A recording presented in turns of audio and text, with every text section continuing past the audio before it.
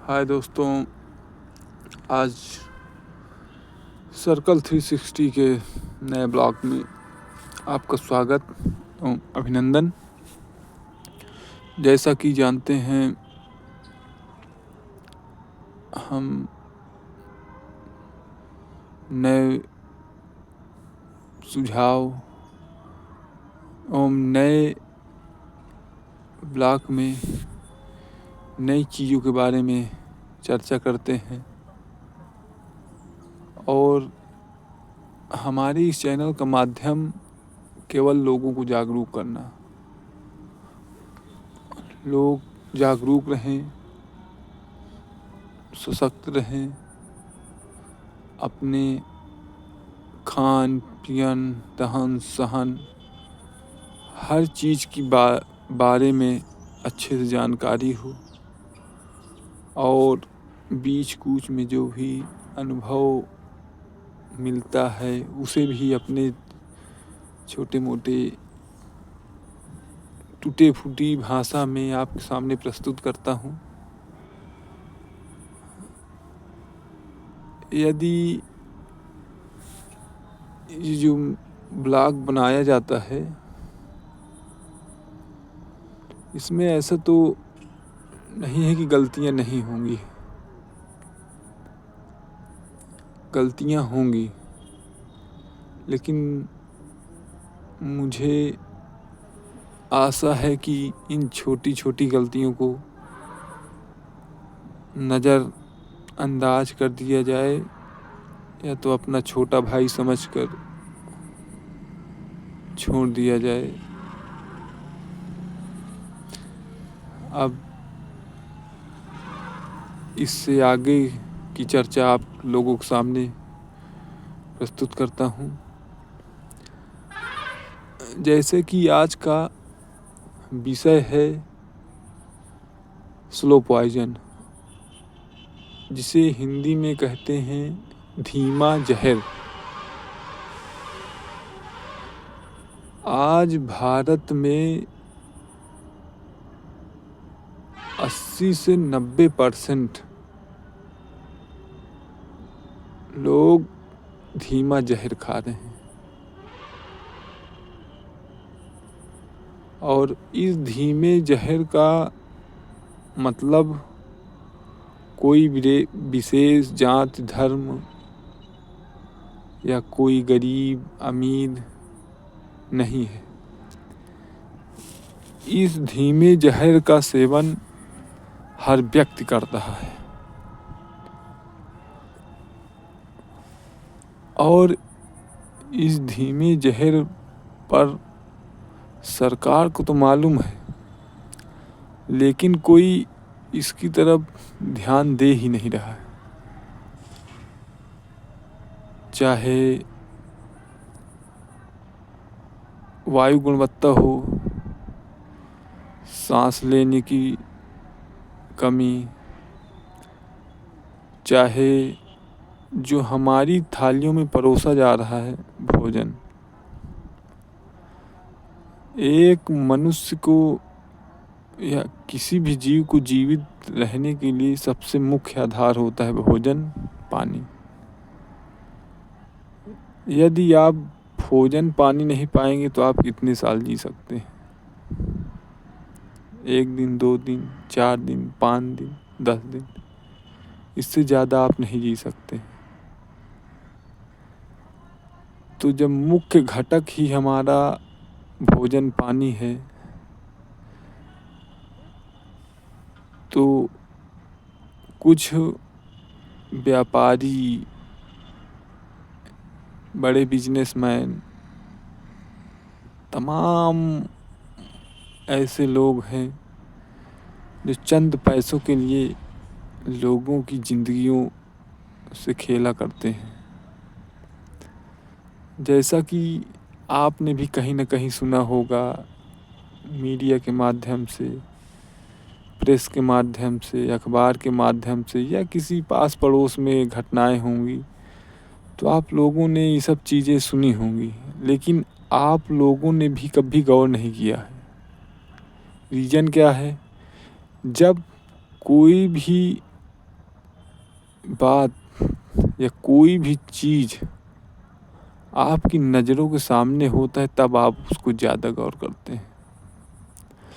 जैसे शादियों का सीज़न है, ऐसा कोई व्यक्ति नहीं है जो पनीर, दूध, सब्जी, कचौड़ी ये सब चीज़ों का सेवन नहीं करता होगा।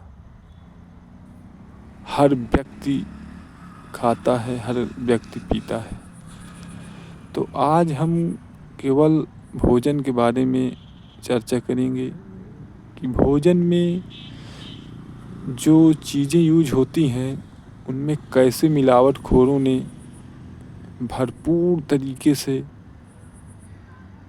जहरीला बना दिया है। पनीर ले लीजिए, दूध ले लीजिए, सब्जियां ले लीजिए, पालक हो गया, घी ले लीजिए, मार्केट में समोसा ले लीजिए, जलेबी ले लीजिए, हर चीज़ में मिलावट।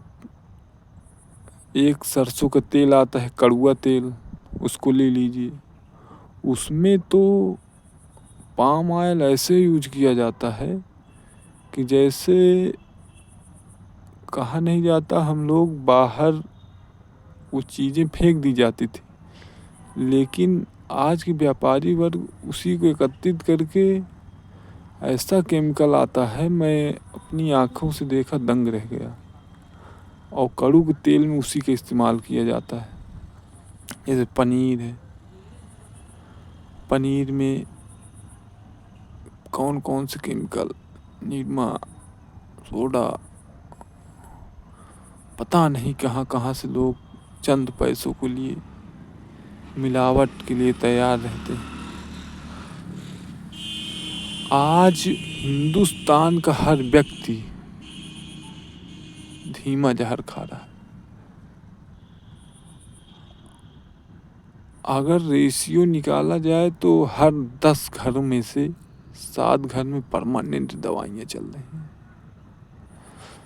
अभी रिपोर्ट आई थी स्वास्थ्य विभाग की, जिसमें दुनिया में हमारा भारत देश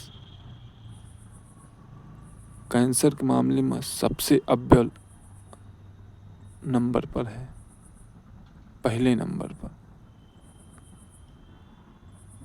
लेकिन ये सरकारें इस रिपोर्ट को देखने से मना कर देती हैं। तो मना करने वाली चीज़ें नहीं हैं, इसमें हमको आपको गौर करना है। नहीं उन्हें क्या, उनके तो बच्चे बाहर विदेशों में रहते हैं, उनके पास ढेर सारी संपत्ति रहती है, वो कहीं भी इलाज करवा सकते हैं। यदि हम लोगों के घर में कोई बीमार हो जाए तो हम कब तक दवाई करवाएंगे? ये 5 लाख जो योजना चलवाती हैं उस पर दवाई होती है। उनका हाल कभी देखिए आयुष्मान कार्ड वालों का, कोई सुनने वाला नहीं रहता। डॉक्टर को भगवान की तरह पूजा जाता है, उसके बाद वो आकर आपके भाई बहन बंधु जो मरीज है उसको चेक करता है। अगर आपने एक बार ऊंची आवाज़ में बात कर दी ना, तो 24 घंटे कोई डॉक्टर नर्स दिखाई नहीं देगा। और आज हिंदुस्तान में यही हो रहा है। मरीज तड़प तड़प कर मर जाता है, कोई देखने वाला नहीं रहता। और सरकारें कहती हमने ये योजना लॉन्च कर दी, 7 करोड़ मुफ्त दे दिए, 5 लाख रुपए मुफ्त दे दिए, इतने कार्ड बनवा दिए। अरे जब नीक से उसको इलाज करने वाला व्यक्ति ही नहीं मिलेगा, डॉक्टर ही नहीं मिलेगा, योजनाएं ही नहीं चलेंगी, तो आपने कार्ड बनवा कर रखवा दिए तो उसका इस्तेमाल कौन करेगा?